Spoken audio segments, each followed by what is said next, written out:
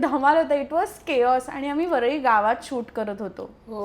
अख्खं ते म्हणजे ही गल्ली ती गल्ली किल्ल्यावर शूट केलं. मग जो शेवटचा शॉट आहे जिथे तो येऊन मला पाणी देतो तिथे शूट. ते कुठे एक्झॅक्टली केलं तू बसलीयस अशी? ते वरळी गावातच आहे. वरळी गावात एकदम. सो मी मुळात वरळीची आहे आणि मी वरळीत मोठी झाली आहे. वरळी गावात माझी बेस्ट फ्रेंड आजही तिथेच राहते. सो तिला मी शूटवर बोलवलं होतं. सो ती शूट बघायला आली होती. आणि तो जो पॅच आहे ना जिथे त्यांनी मला पाणी दिलं तिथे मी लहानपणापासून जाते. म्हणजे लहानपणी तिथे बसत असशील तू? मी तिथे लहानपणी तिथे बसले खेळले.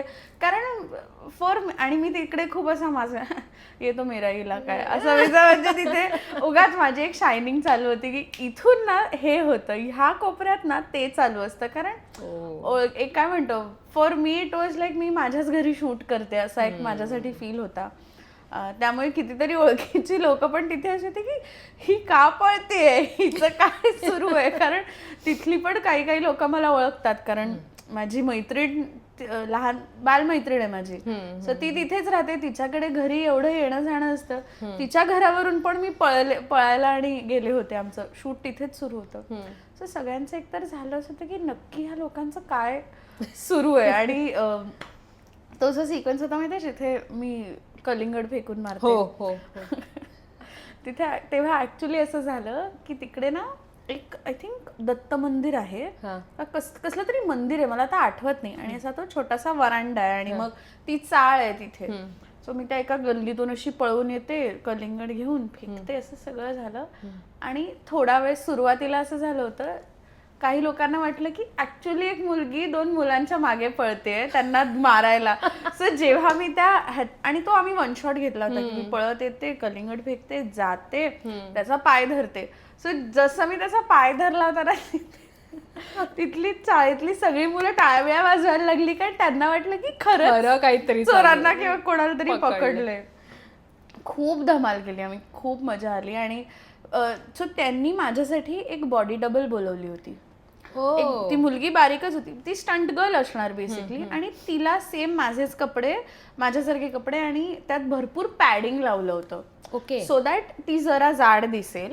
आणि त्यांच्यासाठी ती बॅकअप होती की इन केस जर माझ्याकडून एकही स्टंट मला जमला नाही किंवा तेवढी एनर्जी पुरली नाही म्हणजे त्यांनी मला हा ऑप्शन पण दिला की आपको रेस्ट करना है तर मग जे बॅक शॉट्स आहेत रनिंगचे आम्ही तिच्याकडून करून घेऊ का. आणि माझं असं होतं की नाही त्याची गरज नाहीये कारण असे प्रोजेक्ट प्रत्येकालाच करायला मिळत नाहीत किंवा माझ्याही पदरात असं एखादं कॅरेक्टर कधी मला करायला मिळेल परत आय डोंट नो. सो मला तो चान्स गमवायचा नाहीये. It was crazy. म्हणजे खूप धमाल आली. खूप मजा गेली मी. बरं कॅबमध्ये बसलीयस आणि ते दोघे इतके मोठे चांगले हेल्दी नायजेरियन होते ते. आणि ते येऊन तुझ्या बाजूला बसतायत त्या शॉटला तुला किती कम्फर्टेबल होतीस किंवा किती धमाल आली तुला? कम्फर्टेबल तर ऑफकोर्स येस कारण ऍक्टर्स आहेत आणि वी मेक आपल्याला कम्फर्टेबल होऊन घ्यावं लागतं. ती मजा एक थोडी वेगळी होती त्या ह्याची. इट्स जस्ट की खूप ना गरमी होती ऑलरेडी. आणि दुपारी वगैरे शूट झालंय. दुपारी आम्ही ते शूट केलंय. आणि सो एका पॉइंटला ते असे ना की मला तो मारतो आणि मला चक्कर येते आणि मला असं जरा मी गुंगीत आहे. मी त्यांना काही टेक्स बिकॉज ना मी चालती गाडी आहे ना आणि चालत्या गाडीत आम्ही ते शूट करत होतो. सो टेक्निकली पण काही गोष्टी आम्हाला रिडू कराव्या लागत होतात.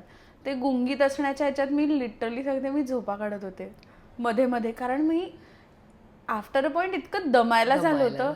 जरा मला सांगितलं ना हां स्वाती वो आपको मारा है और अभी आप बेहोश हो आतून बोलायचं येस. बेहोशीच्या ह्याच्यात मी एक मस्त पॉवर नावाची घोरली वगैरे नाहीस ना? आय थिंक मी घोरले सुद्धा असेल काही म्हणजे आय वोंट बी सरप्राईज घोरले असेल त्याच्या. पण मजा आली. एकतर त्या दोघांचे प्रश्नच वेगळे होते.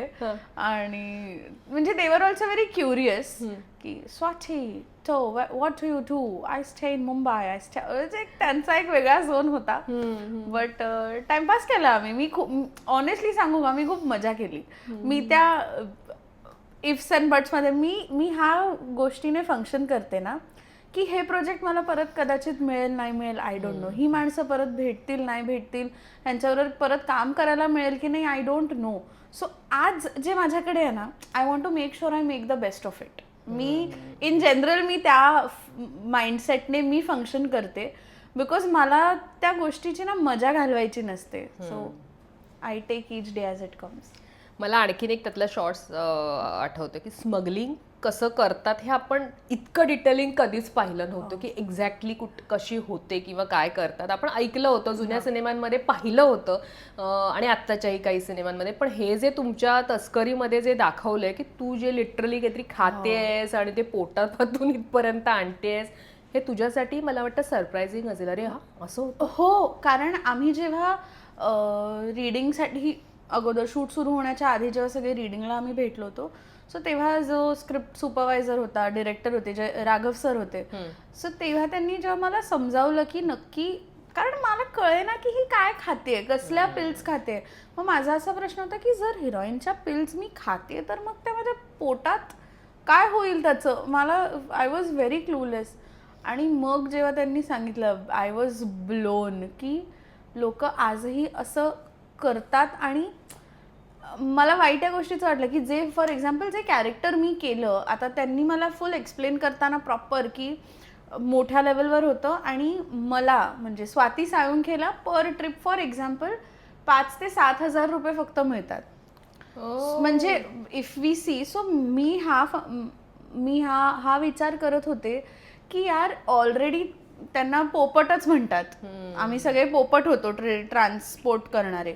सो माझ्या पोटात आहेत 25 लाखाचं काय म्हणतो माल माझ्या पोटात आहे, आणि त्यातले मला एका ट्रिपचे फक्त 5,000 ते 7,000 रुपये मिळणार आहेत. आणि इट इज सो रिस्की की त्या आपल्याला बघताना, म्हणजे ॲटलिस्ट माझ्यासाठी सिरीज करताना मी खूप मजा केली किंवा अरे लोकांपर्यंत वेगळा विषय, पण it makes you think also की लोकांची परिस्थिती आजही अशी आहे की त्यांना 5,000 ते 7,000 रुपयासाठी पण हे असं करावं लागतंय की आता हेच 5,000 ते 7,000 रुपये दुसरं नॉर्मल काम करूनही एखादी व्यक्ती कमवू शकते.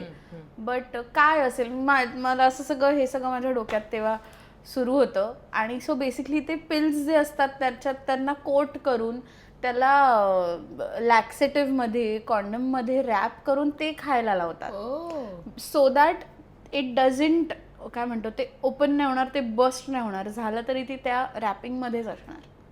आणि देन ते फ्लश आउट होतं वॉशरूममध्ये गेल्यावर. म्हणजे त्यातही इट इज लाईक ते काढा बाहेर आणि मग clean it and then give. So it's that bad. रे किती क्रेझी. मी उडाले होते जेव्हा मला कळलं की बापरे हे असं घडतं. सो म्हणून ते की अरे सिस्टम अपसेट हो जाएगा, सिस्टम खराब हो जाएगा. बरोबर. बरं मला सांग, आतापर्यंत इम्रान हाशमीची इमेज जी आपण आता बघितली, किसर म्हणूनच त्याला ओळखलं जायचं, आणि तो आला की अशा भले भले हिरोईन पण घाबरायच्या अरे बरं याच्यावर काम करायचंय. तुझी इम्रान हाशमीची तुझ्या मनातली आधीची इमेज, कॉलेज लाईफमध्ये तू त्याला पाहिलं असेल, हे असेल त्यानुसार बनलेली त्याची इमेज, आणि आत्ता तस्करीमध्ये त्याच्यासोबत काम केल्यानंतर त्याच्याबद्दल तुझ्या मनातली तयार झालेली इमेज, या दोन ह्याच्यात किती फरक आहे? आय थिंक टचवूड मला खूप आधीपासूनच, बिकॉज मला या क्षेत्रात यायचं होतं, सो मी खूप त्याच्या अराउंड खूप गोष्टी वाचायचे, इंटरव्ह्यूज बघायचे, किंवा लकीली मला टीचर्स पण, म्हणजे ह्या क्षेत्रातले जे टीचर्स पण आहेत ते सुद्धा नेहमी मला चांगलेच भेटलेत. सो त्यावेळी सुद्धा एक माझ्या डोक्यात हेच होतं की तो ॲक्टर ते कॅरेक्टर प्ले करतोय, ते त्याची पर्सनॅलिटी नाही आहे. म्हणजे ते खऱ्या आयुष्यात खूप वेगळे असतील. आणि बॅक देन तर मला तेवढं माहीतही नव्हतं, कारण सोशल मीडिया आणि फार काही नव्हतं की आपल्याला एखाद्या व्यक्तीच्या पर्सनल लाईफविषयी माहिती मिळेल.